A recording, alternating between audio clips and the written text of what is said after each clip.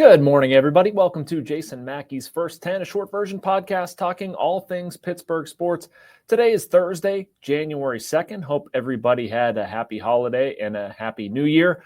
All of that fun stuff, getting back to it here. And actually want to get started with some New Year's resolutions. I thought that would be an interesting way to break this up. New Year's resolutions for the Penguins, Pirates, and Steelers. Not necessarily in that order, actually going to go baseball heavy more so than the other two. I know, try to act shocked, but some stuff that I want to see in 2025 and some stuff that I think would really help these teams in 2025.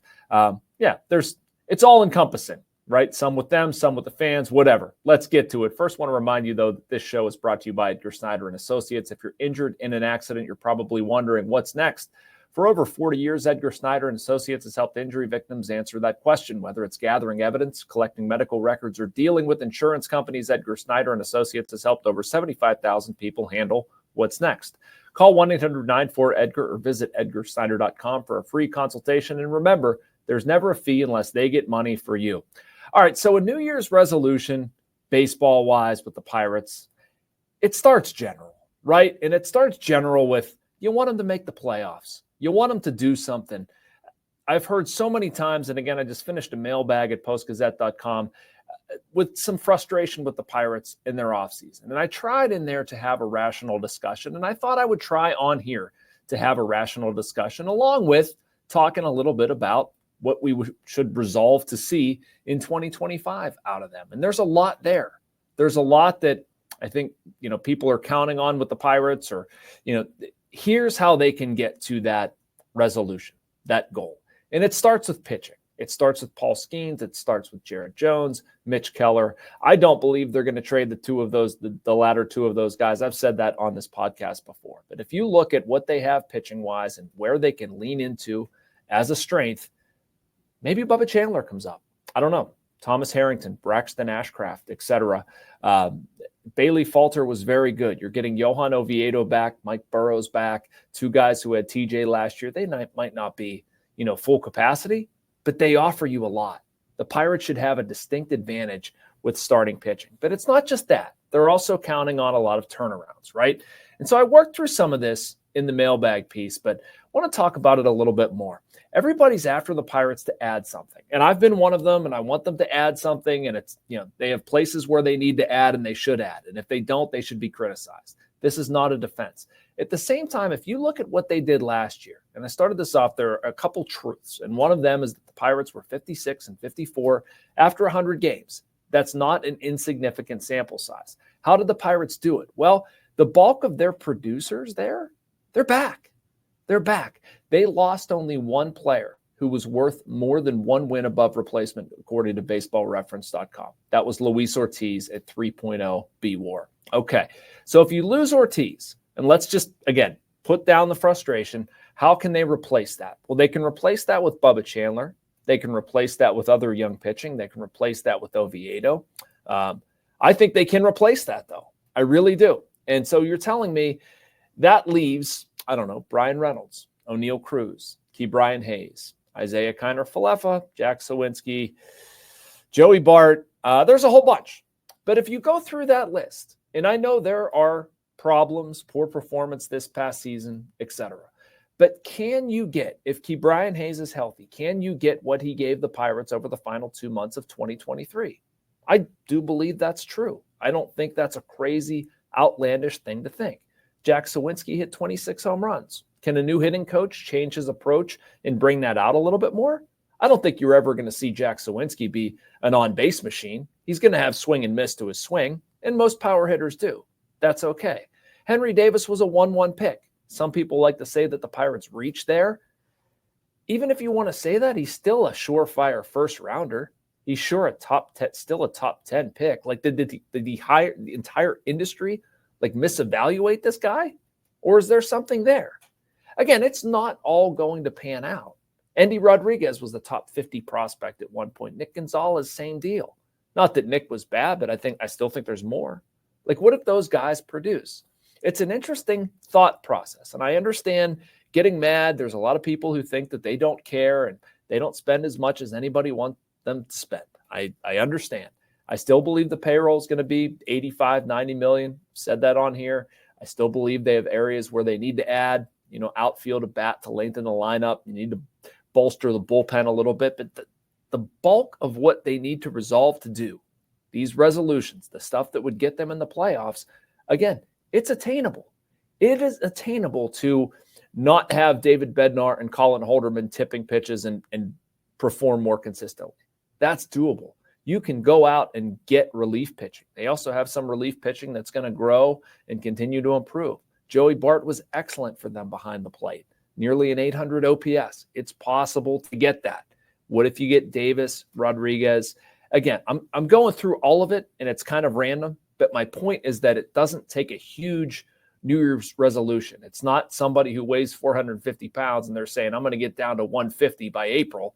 That's not what we're trying to do here. This is within their grasp. So, all right, those are my points for the Pirates. I'm going to come back with a little Steelers and Penguins talk, but first a message from the Bradenton Area Convention and Visitors Bureau. Embrace the laid-back charm of island life while sinking your toes in the sand and discovering real, authentic Florida in the Bradenton area. Unspoiled beauty and pristine beaches, a vibrant waterfront downtown energized by local arts and culture, fresh Floridian cuisine with a flourish of rich history, and friendly locals ready to welcome you to this preserved paradise on Florida's Gulf Coast. Plan your visit today at BradentonGulfIslands.com. All right, welcome back to First 10. We're here middle of the morning, Monday through Friday, about 10 minutes, talking all things Pittsburgh sports. So, all right, I owe you two things, two resolutions, one for the Penguins, one for the Steelers. For the Penguins, the resolution is for them not necessarily to make the playoffs, but to make some trades. And not that I'm rooting for this stuff to happen, because I'm not. It would be a heck of a lot more fun if the Penguins were a legitimately dangerous team and we could count on them making a playoff run. I just don't see it. And I felt a little bit like the Grinch last week writing a column that I don't think Kyle Dubas should be distracted from the end goal. I still feel that way. And that's what I sort of want their resolution to be, or for them to resolve to do. I don't know how possible it's going to be. I think it's a tough needle to thread, at least with some guys. I look at Tristan Jarry and I still don't know what the heck the Penguins have. I think the Penguins probably look at Tristan Jarry and don't necessarily know what they have. Alex Nedeljkovic has largely been better. Didn't surprise me at all that he started in Detroit on New Year's Eve. He's just been the better goalie than Tristan Jarry. But Tristan's played a lot. And if the Penguins are able to trade him for something, it makes sense. And even a trade that, you look at Marcus Pettersson's going to be on his way out. What to do with Rickard Rakell. Rakell has had an outstanding season. And to me, if I'm Kyle Dubas, I'm looking at this situation and thinking, how can I best position the Penguins for 2025 and 2026? Well, a big part of that is getting some of the inefficient spending off the books. And so to do that, you're either going to part with NHL players, prospects, or future picks. And it stinks to have to part with Rickard Rakell. I don't like it. I've loved his game this season, but it might be the only way to do some of this stuff. I would rather them give up that than draft picks or ways to try to build this in a more sustainable fashion. I just don't see that happening. So the Penguins are going to have to make some tough decisions. And so that's my resolution for them, for those decisions: one, to come about; two, for them to make them; and three, for them to make them successfully. And they could, touch on Ryan Graves. They could touch on Tristan Jarry, even Erik Karlsson. We've talked a lot about some of these difficult contracts and situations that I think kind of hamstring the Penguins. And then also, it's not absolving Kyle Dubas. He's the one that has created those contracts. All right, final one is the Steelers. It's also a little bit more business related. I wanted the resolution for the Steelers to do a little bit of business on the offensive side of the football. This encompasses a couple different things, a couple things that I think we'll see in the year ahead. I'll go first with George Pickens. Would not surprise me at all if they extend him. I think we've seen over the last little while his value. I don't think anybody's going to have an issue with that. And if you do have an issue with Pickens, it's certainly not on the field related. It's off the field, and thinking that, he's a jerk or can't be fixed or is an attitude problem or something like that. And the attitude hasn't been perfect. I think it's a work in progress. I think they have, he has some growing up to do. They have some growing up to do together, but I'm not letting that talent leave. I think he's that valuable, that big a part of the offense, and I hope that the Steelers extend him. I think that they will extend him, whether it happens in 2025 or not. They technically do not have to, but, it would be a contract year for him, so we will see. But I hope that business gets done. maybe more important, they need to find a quarterback, right? Or they need to settle on a quarterback. They need to get enough information to figure out who they want. Russell Wilson, Justin Fields, another free agent. I don't know. Draft somebody. There's a lot of routes they can go. And as I sit here right now on January 1st or January 2nd, when you'll be watching this, my bet would be Russell Wilson. But who knows? We're going to learn a lot over the final 2 games. I'm fascinated to see, but they're going to have to do the quarterback position, certainly. And last but not least, running back, Najee Harris. Earlier this season, I really thought that there was a chance, maybe he fits in this offense long-term, and I just don't see it. I don't see the fit. I don't see the need to spend that sort of money. If anything, I'm leaning more toward the draft and who comes out. They're going to have an opportunity to draft somebody in the first couple of rounds. Now, they do have other areas to emphasize. It's one reason why I don't necessarily want them to draft a quarterback. I just don't think the draft class is strong enough. I'd rather see them go, running back, receiver, defensive line. There's a lot of needs. I think you can do better with either re-signing Russ or re-signing Justin Fields. But anyway, they're going to have a decision to make on Najee Harris and figure out how to construct their backfield. I don't think it would be Jaylen Warren as the lead dog and only the lead dog. It's probably a timeshare situation, but an important resolution for the Steelers to figure out their backfield situation and do a little business there. Thanks so much for watching. Appreciate this. Glad to be back with First 10. We'll have a Friday edition as well. Make sure you like and subscribe. You can get all of this and so much more from our Post-Gazette, North Shore Drive, YouTube, and podcast networks. And yeah, talk to you on Friday. Thanks for watching First 10, everybody.